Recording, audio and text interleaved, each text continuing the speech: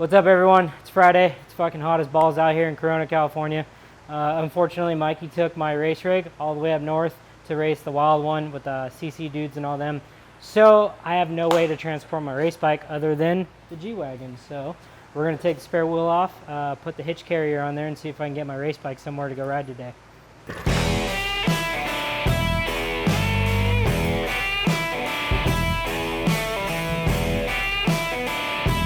Oh, so cool.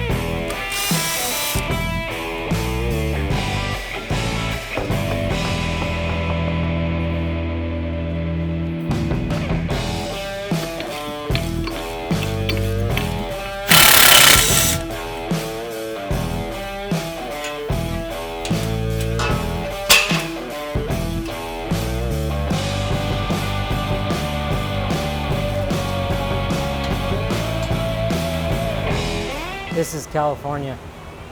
It's hot. Where's my coffee? Seriously though, where is my coffee? This probably sounds like I'm in a wind tunnel, huh?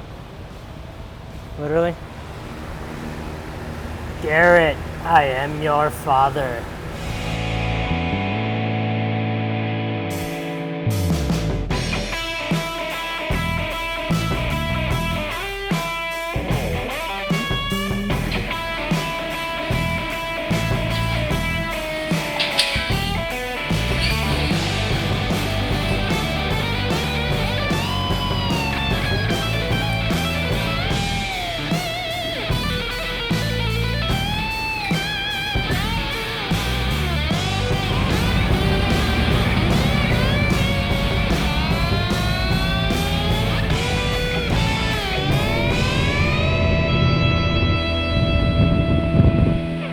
Alrighty, we made it. We're out here at Blackmore Ranch again, and he basically redid the whole track shorter. That's the same dimensions as our X Games track that we're qualified for.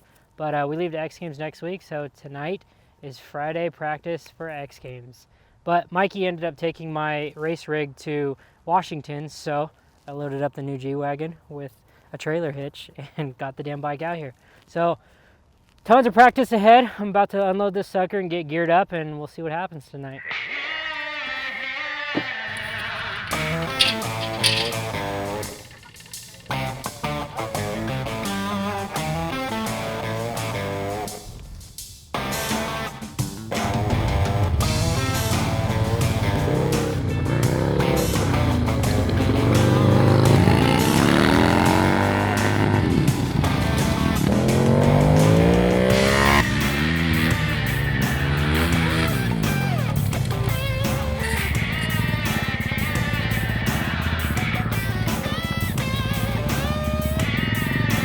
Ending the Blackmore session here in a second. It's kind of the golden hour. I'm gonna get a couple more laps in, but X Games practice going down. We got a replica track here.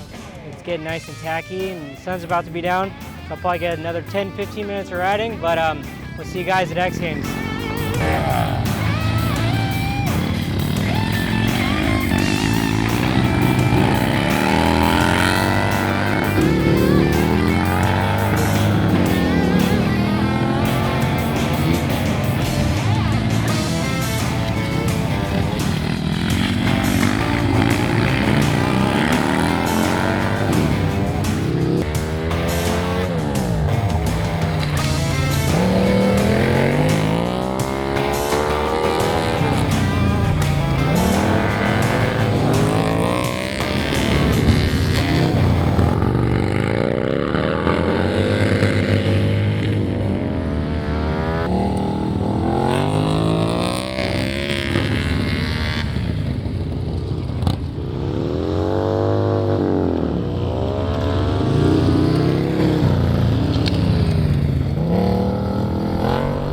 Now we're on the 91, headed over to Icon. I finally made more girl shit because I got sick of all you guys complaining. But we have new girls' clothes coming out, so I'm headed off to pick them up. Alrighty, we're at Icon right now. We're gonna pick up some girl shirts, check them out. I did a muscle tank, I think I did a razor tank and a crop t-shirt. So let's check them out. I'm not gonna try on the women's tees. That's for you guys to let me know how they are, but let's see what they look like.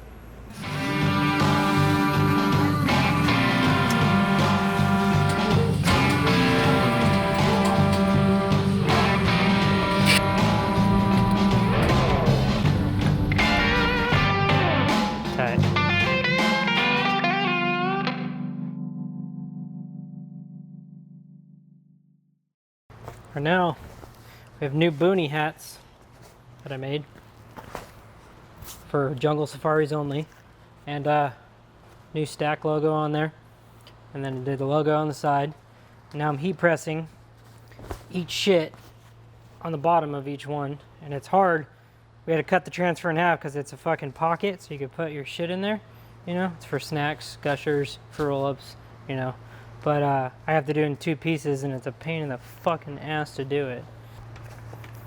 So you gotta put it on, then I heat press it flat. Make sure there's no wrinkles.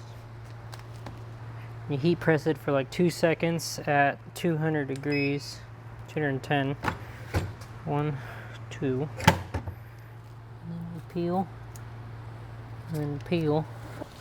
And now, ready for jungle safari. But yeah, you could fucking snack pack holder, you know? You could put your fucking junk in here. I mean, you probably shouldn't put your cell phone on top of your hat, but it fucking fits. Pretty cool.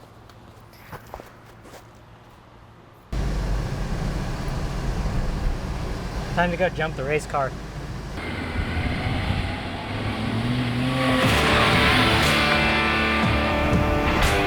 Thing's like a freaking shitty go-kart.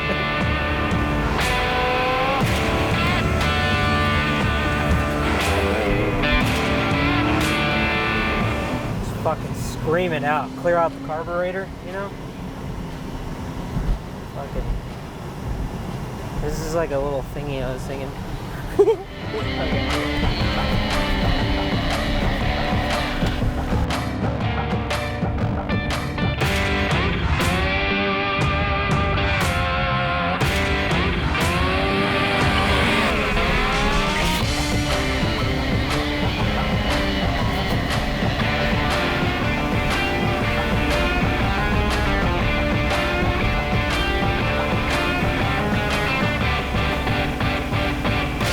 Great shit, bro.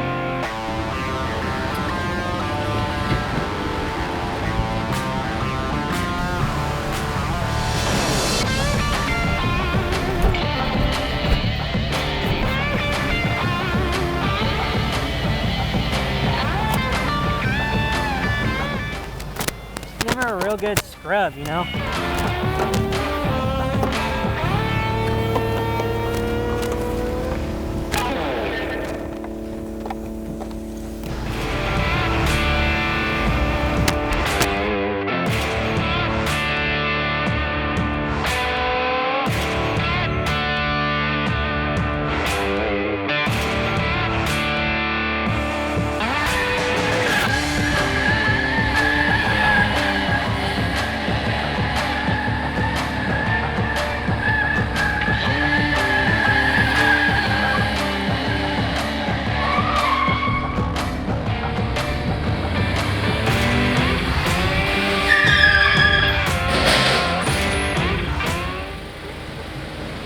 I think we're done. Alrighty everyone, so we got a new little segment I started working on today, which is I had people ask me questions on Instagram for the new Instagram question feature. So I'm going to answer some questions on my personal Instagram that I got, and I got some on Rusty Butcher, and we're just going to kind of fire through them one at a time and see if we can get through all of them. Okay, so the first one we're starting off with is the Mark the Butcher page. I got a few questions already, and the first one I have here is, when did you decide you wanted to start your own business and why? By SoCal Thrashed. I started my own business when I was probably 14, 15. It was a clothing line called Emo Police, and I sold t-shirts, and I made my first t-shirt at the mall, and from there I was kind of hooked. Everyone always asked me about clothing and all that, the stuff I was wearing, so I just kept making more and more and more. But I never really decided. I just wanted to like make stuff, and then slowly me making stuff and people kept asking for it snowballed into me having my own company. But I never really decided to do it. I just started doing things that I was stoked on for the most part. Second question. How are you able to transfer a design from paper or a thought on a computer to print a t-shirt? So basically, I have a few designers. I have a designer that's really good at logos on the graphic side. I have a designer that makes fonts really good that are hand-drawn. And I have a designer that's really good at the crazy design t-shirts like this one right here, the Chill, Thrill, or Kill. He does stuff like that for me. And then I also do graphic design and come up with the ideas, and I do a lot of my own in. So stuff like this, I do myself, and the simple stuff. But to get a design from a paper, you have to scan it in. Once you scan it in, you throw it in Photoshop, and then you render it and do what you need to do to separate the whites from the blacks or the colors and all that stuff. And you basically transfer it to the Photoshop file, and Photoshop file transfers into, you send that to your printer or whatever, your screen printer. They put that on screens, they print out films, burn the screens. So the film will have your logo on it, and you'll literally use light to burn the logo into the screen, and then the ink goes through the screen, and then you sell t-shirts, and then you make millions of dollars. That's how it's done. Next question. Are you ever going to do a run of a racing jersey? Well, another run of the racing jersey. So we just ended up selling out of the current jersey we have right now that I've been wearing. I have a new jersey in the works, which will probably be sneak peeking in the next week or so. We do have new jersey, plus more jerseys, and possibly race pants and more coming out. So stay tuned for that. When am I going to shred the Bay Area? I don't know. I would love to go shred San Francisco. That's a Bay Area, right? Yeah, so I want to go jump some shit in San Francisco. I know Willie Pig did that big ass jump. I want to do some fun stuff like that. But I have no plans as of right now too. But so let's see. Let's switch over to Rusty Butcher and get some of those questions going. All right, so now we're on the Rusty Butcher one. I put this question up probably like an hour ago, and we got a bunch of responses, so I'm going to go through these ones now. Why do you love Garrett so much? Well, I never said I did Garrett, so you can stop answering or asking questions or ruining the whole thing. What kind of music does Mark listen to? So I grew up and did a lot of clothing stuff in the hardcore scene. I know there's different years of different hardcore. I kind of grew up listening to Suicide Silence and Suffocate and stuff like that. Mitch was a good buddy of mine, and I had a lot of friends in the Inland Empire scene. I was pretty much a showcase local at all the hardcore shows. But I also listened to everything else besides country. Country sucks, I'm sorry. Been listening to a bunch of Post Malone lately. He's a goofy fucker, and I really like that. And I went and saw him at the Hollywood Bowl. But other than that, Black Sabbath, just kind of all kinds of different shit, but no country. What's a decent starter bike for hooligan racing, price-wise and upgrade-wise? You can get, let's say, I always stick from like a 93 to 2003 Sportster, just because the older years are a little bit lighter. You can slim them down really good. But, man, I've gotten Sportsters for $500 to $1,000, so like you can find them under $2,000 all day long. Main upgrade, really wide bars and 1919 wheels and flat track Shinko tires. And you could probably build those wheels and do the bars and all that stuff and get some tall shocks and be into the build maybe $3,000 with the bike and everything, as long as you buy smart. Hooligan racing is really cheap to get into as long as you know what you're looking for. And like my bike has got a bunch of stuff that no one really needs. It's just, you know, I kept making it fancier and fancier and upgrading it because I've had the bike for so long. But you really don't need much. I would say 15-inch shocks. You can get some Burleys or some Fox shocks, or Burley ones are the cheapest, or Progressive, stuff like that, that just are the spring with no piggyback. 1919 wheels. The tires are super cheap through Shinko. You can get the dual 19s for, I think they're, I don't know, 60, 70 bucks a tire, compared to Dunlop or something that's like 160 a tire. So pretty cheap to get into it. More people start doing it. Let's see more hooligan racers out there. What are your tips or top tips for creating a brand and a following? P.S. Bring back the podcast. I've kind of been doing this for 15 years now. I generally just have a knack for branding and building like a niche. So that's always been my thing, is I have my own niches and I run with them.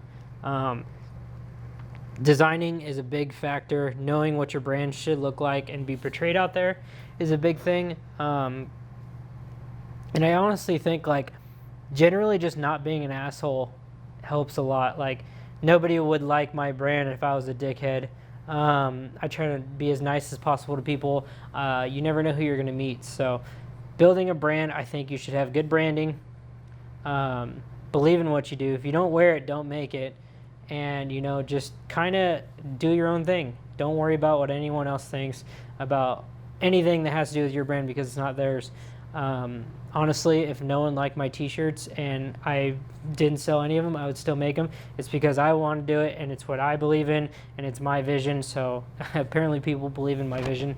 But at the end of the day, those are some good tips you could start with. Social media is fucking huge. We are 99% an Instagram brand right now. If Instagram went away, I'd probably be fucked. But pay attention to social media. Pay attention to the new trends, the stories, all that shit, you know. It really, really, really, really is important. You could build multi-million-dollar brands off Instagram if you really do your homework, you know. I mean, we're not there yet, but I'm working on it for sure. Someone just said leather working.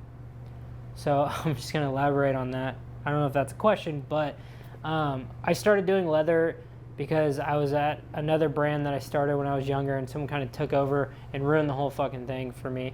So I started doing leather because I hated doing clothing at the time. I was pretty depressed on it and just didn't like where I was in life.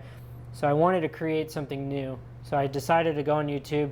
I figured out how to make leather and went to a local leather store, Tandy Leather, and bought a bunch of shit and realized that it was really expensive to do leather as a hobby and not do anything with the leather after. So I learned as much as I possibly could, and then I ended up buying the name Rusty Butcher and a keychain idea off someone that I knew, and I started doing leather from there, just selling keychains. And then from there on, I designed all the wallets, and then that started doing really well, and it just spawned into this whole thing, which I know what I'm doing in clothing, so I started doing clothing, and now we're here. So I think that's, for the most part, it on the questions. If you guys want to see more, I guess we'll see how this does, and keep asking questions, and we'll add them into the episode. We'll see you guys next week.